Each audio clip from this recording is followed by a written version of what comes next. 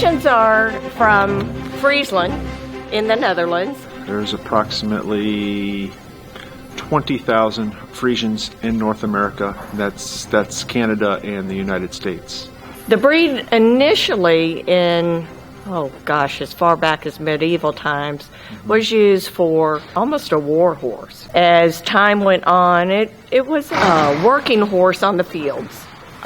They would plow, they would haul and whatnot. Once mechanics began, they started to lose their job, so to speak. The breed started to dwindle.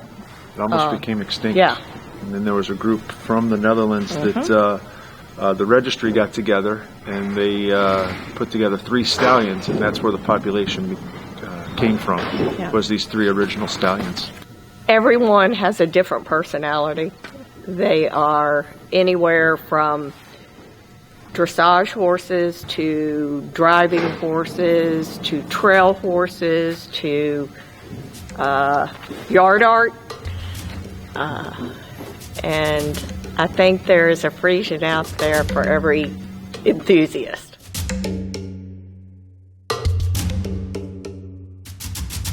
This is Jack Black Tea, and he's an 8-year-old Friesian gelding. I imported him about 1.5 years ago from Holland.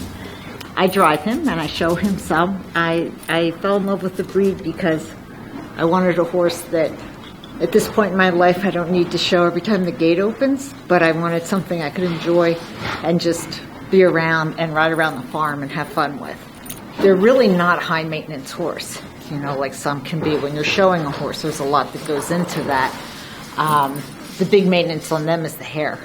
You got to keep the mane braided in the tail if you want nice hair. Everybody wants a Barbie doll horse, and I think Friesians provide that along with the kindness that they offer. He's just a big, gentle giant.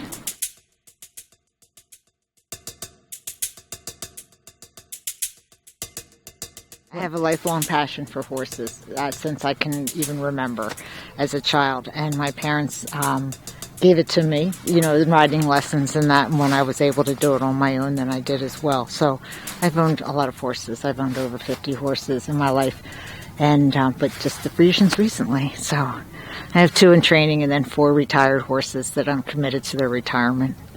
Because, you sell a horse, you sell it. You don't know always, it might be good where you sold it, but you don't know what will happen down the road. 1 was a rescue and 3 were horses that they didn't need to go down the road. They needed to have a good end of life. So I have 1 horse that's 35. So I have all ages. Those are just living in fields and stalls and enjoying life.